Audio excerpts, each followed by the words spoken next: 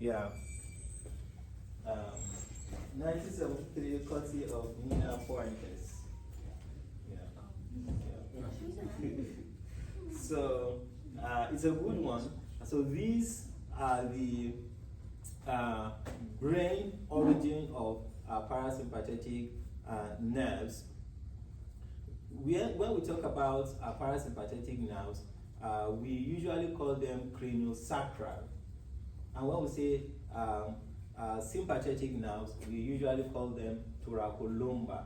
So anytime you hear the word parasympathetic, if you are thinking about anatomy, the first thing that should come to your mind is craniosacral.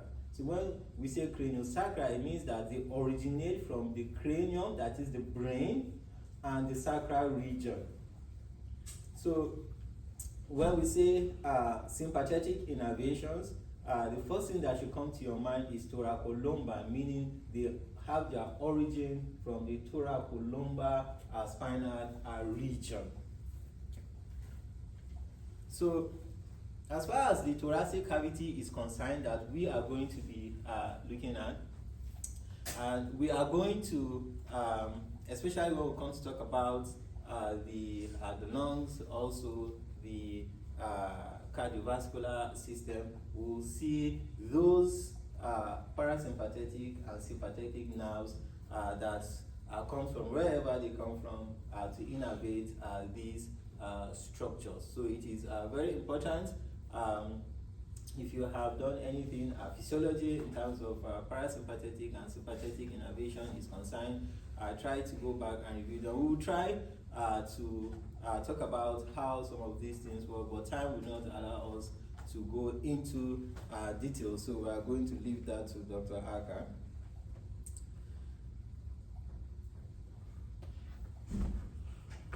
So part of the goals for this class today is to be able to identify the boundaries of the thoracic cavity. When we say thoracic cavity, what do we mean by thoracic cavity? And what are those components, those anatomical structures that come together to form these cavities?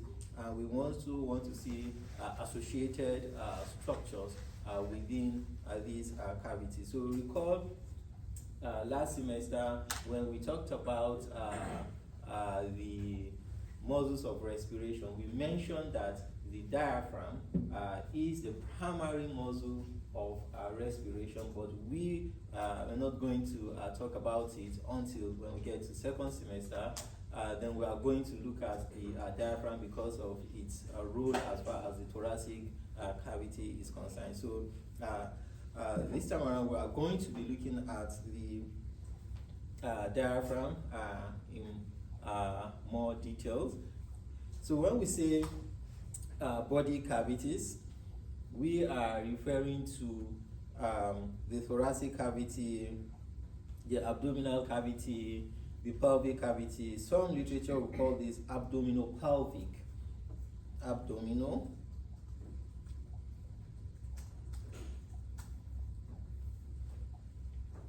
Abdominopelvic cavity.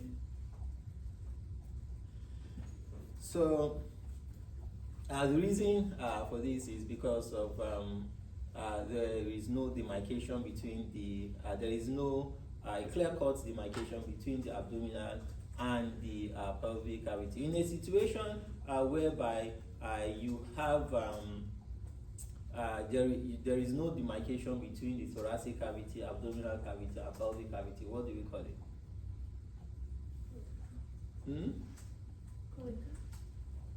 Cloaca? The cloaca is synonymous to, should we say, the vaginal vestibule in the female, and the cloaca is where you have deposits coming from the ureter and the urethra, and also the rectum or the colon depositing before it gets to the exterior. So we say coelomic cavity. So in a situation whereby you, especially in birds where they don't have diaphragm, birds don't have diaphragm. So coelomic cavity. So these cavities all consist of viscerals.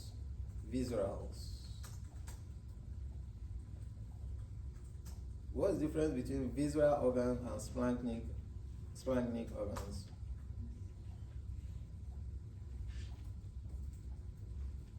So when we say visceral organs, we're referring to splanchnic organs, and these accommodates visceral organs. So it means that the visceral organs are within the enclosure. So we also have what we call brain cavity.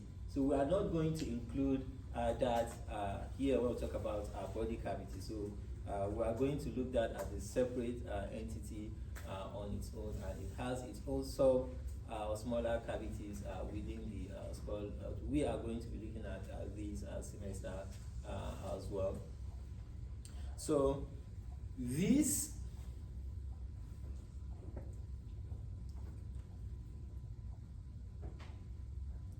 the organs here communicate with the exterior. They communicate with the external environment. So organs within the abdominal cavity communicates to the exterior via the mouth, that is the esophagus, and also via the anus. So here we are going to say the mouth, the anus,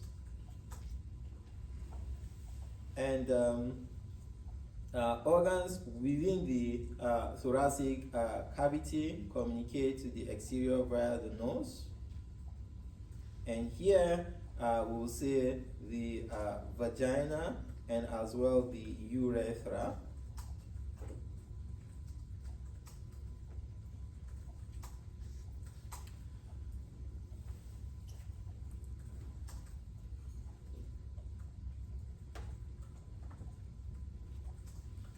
So let's see who still remember muscles of the thoracic cavity. So let's say we want to expose the thoracic cavity. What are those structures that we are going to cut through to get to the thoracic cavity?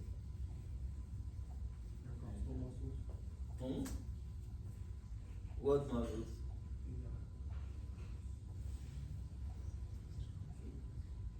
That's so soon. What muscles? Okay, so let's get the latissimus dorsi out of the way. Intercostals? Okay, intercostals. So which of the intercostals? Both. Both. Internal. Okay, we cut through the external intercostals, then we cut through the internal intercostal, then what next?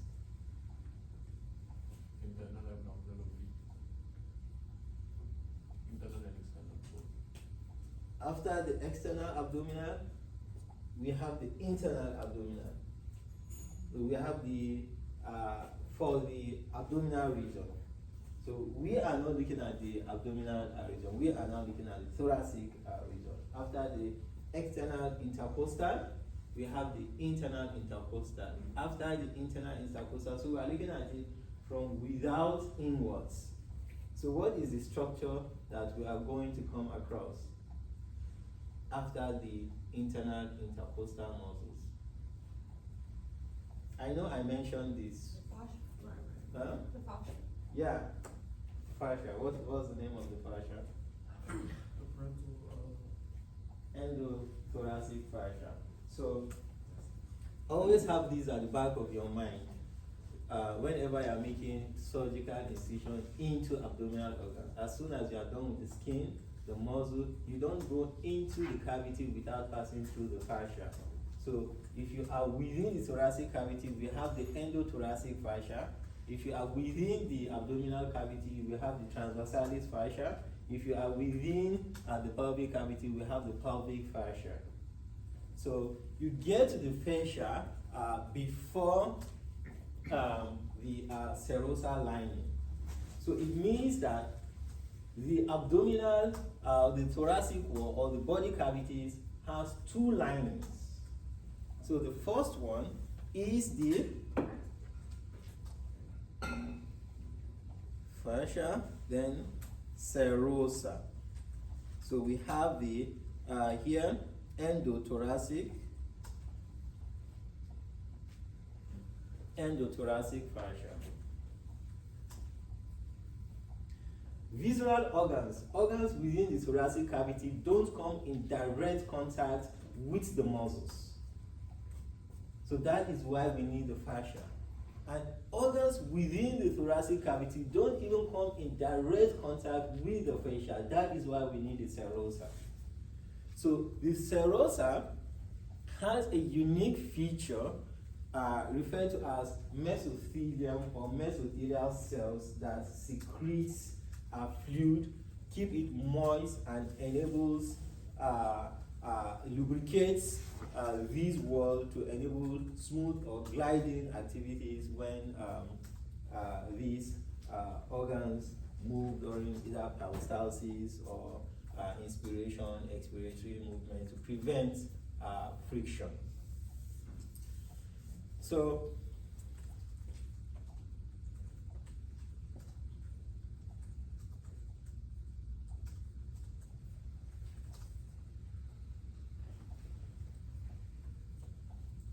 when we say serosa, we mean mucous membrane. This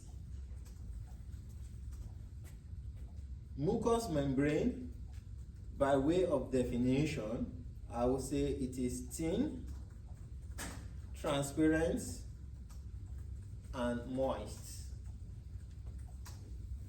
It is thin, it is transparent, and also it is moist.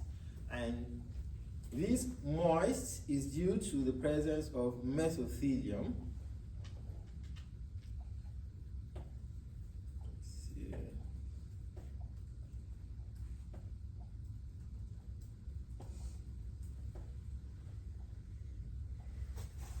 Mesothelium.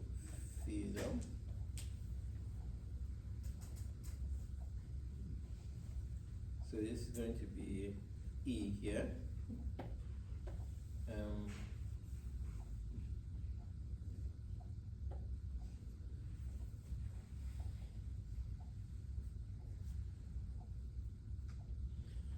So this provides partition between internal organs and the cavity. It also serous fluid.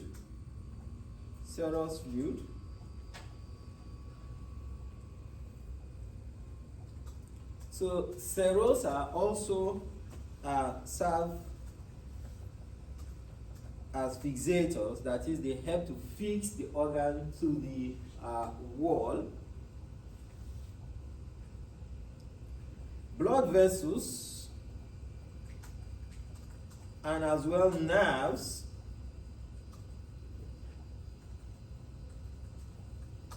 courses along serosa to get to their target organs.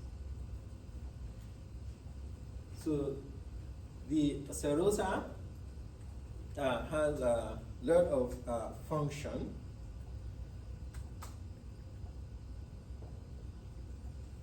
So depending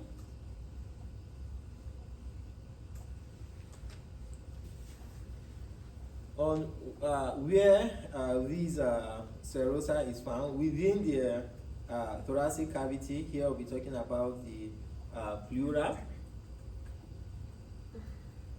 If it is within the abdominal cavity, we will be talking about peritoneum.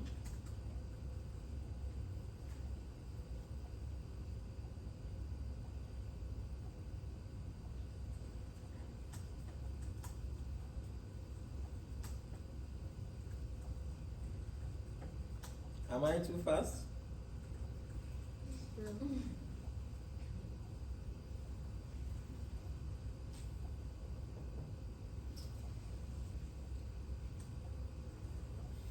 So if I'm moving too fast, please call my attention. I will try to go back to it again. We have to try as much as possible to carry everybody along, and we also try as much as possible to move as fast as possible. Time is against us. This topic was supposed to be covered last semester. Yeah.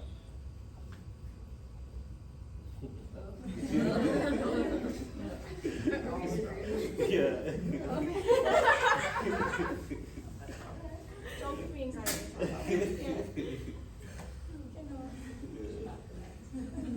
So the boundaries of the abdominal cavities and the thoracic cavity, the pelvic cavity, we need to know where these boundaries are.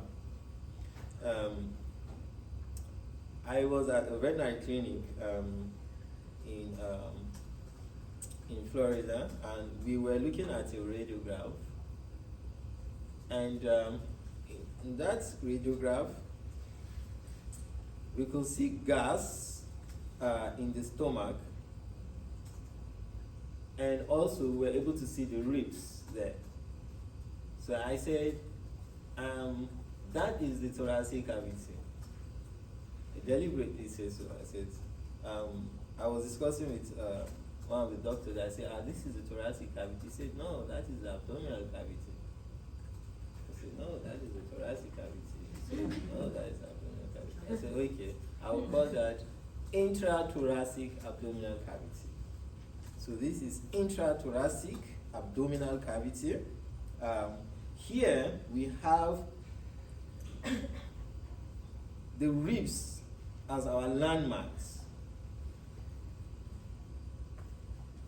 for identifying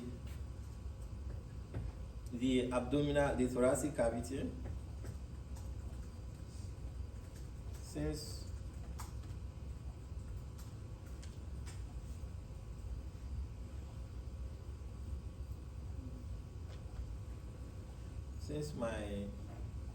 all my gadgets are still on vacation, yeah, it's kind of hooked up somewhere else.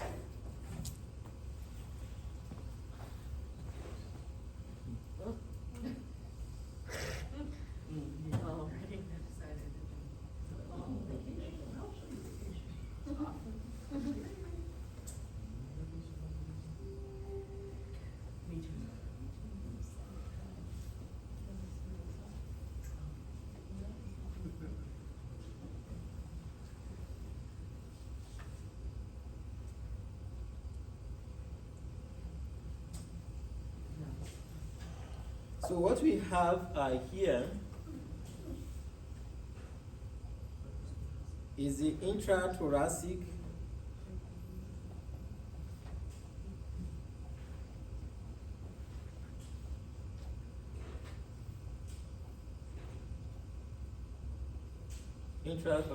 abdominal cavity. So we have the ribs. This is where we want to say is the thoracic cavity, because we have the heart here, we have the lungs here, within the thoracic cavity here. But whereas here is what we refer to as the intrathoracic abdominal cavity.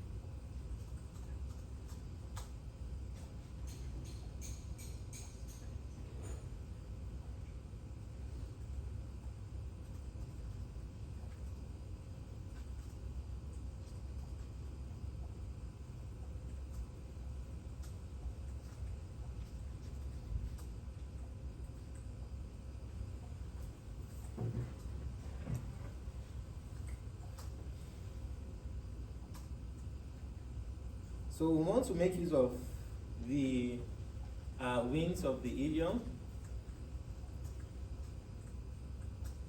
and the ischium as our pelvic cavity.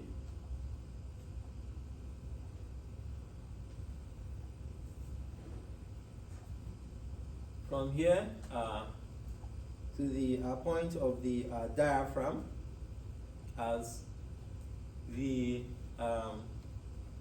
abdominal cavity, and here as the intrathoracic abdominal cavity.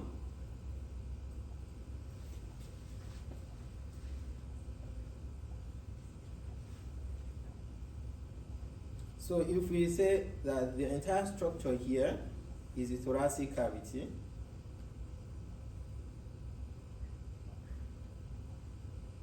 then how do we differentiate between the compartment or the cavity where you have the stomach and the lungs, and as well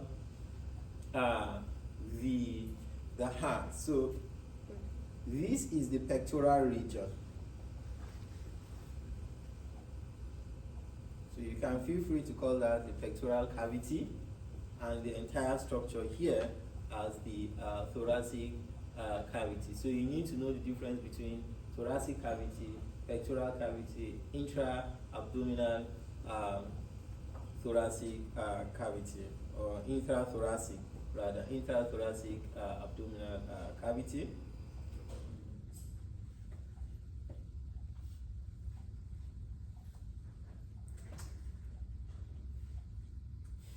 So what are we looking at here?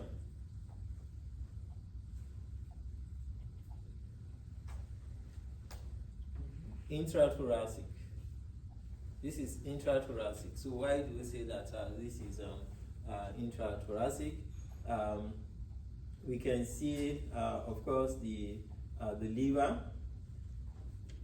So the liver has a close association with the diaphragm, and it is situated within the boundaries where we have the rib cage.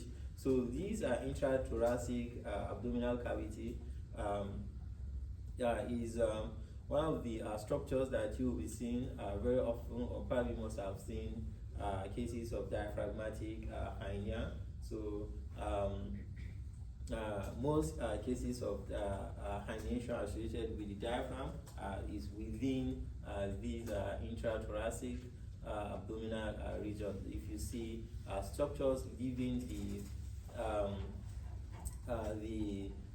abdominal cavity into the thoracic or the pectoral cavity, then your focus on the radiograph will be within the intrathoracic abdominal cavity.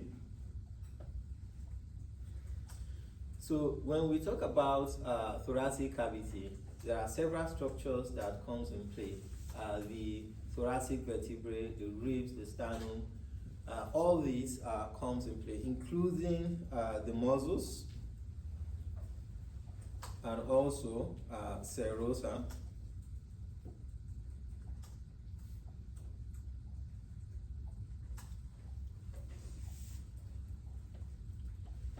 So we have already seen this from last semester. We have seen this also from last semester.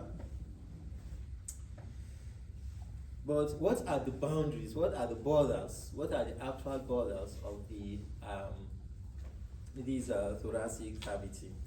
So the reason why we say that the structures such as stomach are situated within the intrathoracic abdominal cavity, the reason why we refer to that portion as thoracic cavity is because of the borders of the thoracic cavity itself. So when we talk about the cranial border, so the cranial, so we are going to look at the cranial border, dorsal border, caudal border, ventral border, and we want to, our goal here is to be able to identify what are those structures that form the borders or the landmarks of these borders. So for the cranial border, here we have the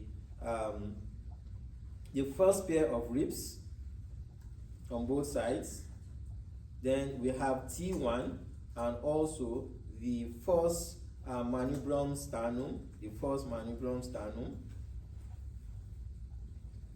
So these the structures that comprises the cranial border of the thoracic cavity. We can as well refer to this as the thoracic inlet. We can as well refer to this as the thoracic inlet. So when we talk about the caudal border, we largely refer to the diaphragm.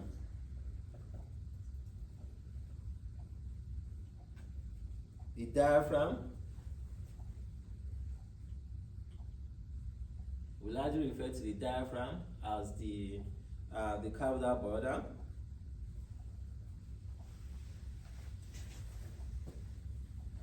So recall or have it at the back of your mind that the diaphragm has attachment to several structures such as the lumbar vertebrae, the caudal ribs, caudal ribs, and as well the sternum. We know that the diaphragm has its attachment to all these structures. But we are going to focus on the diaphragm itself as the primary structure that constitutes the caudal border.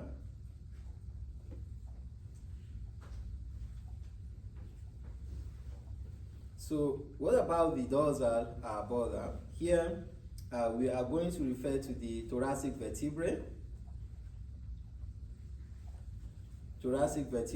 and as well the hypaxial muscle, the thoracic vertebrae and as well the hypaxial muscles.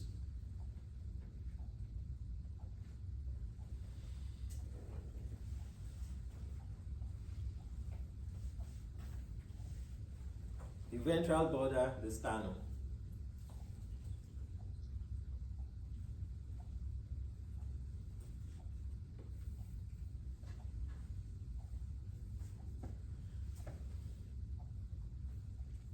So what about the lateral border? So we are going to refer to the ribs, including the, of course, internal and external intercostal muscles.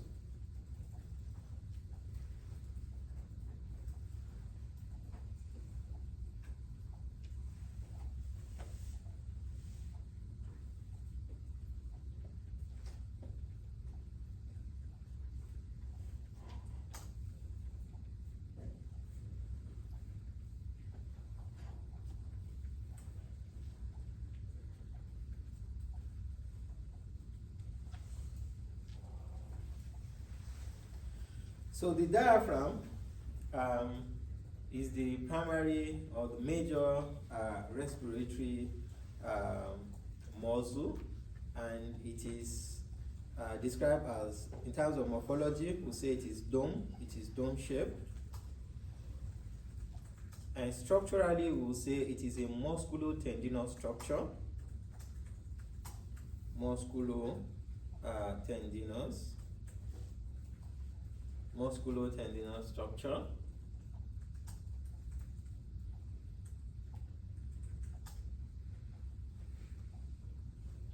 So when we say musculo-tendinous structure, we mean this muscle and this tendon.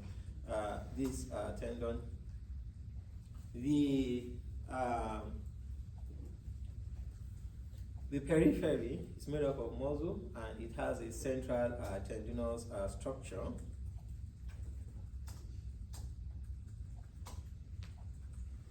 So the diaphragm has 4 openings.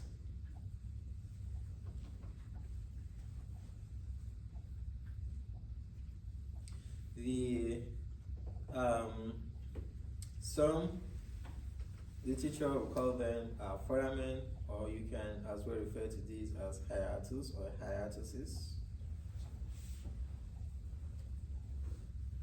Vena cava hiatus, aortic hiatus, esophageal hiatus, and as well the lumbocostal arch. It is compulsory to know what structure passes through these openings. You have to know what structure passes through these openings. So vena cava hiatus, we have the caudal vena cava as a structure, the sole structure that passes through the vena cava hiatus. So the aortic hiatus, in addition to the aorta, we also have a vein referred to as the azygos vein. We have the azygos vein. Did we mention this vein last semester? No, I don't think so. Oh, okay.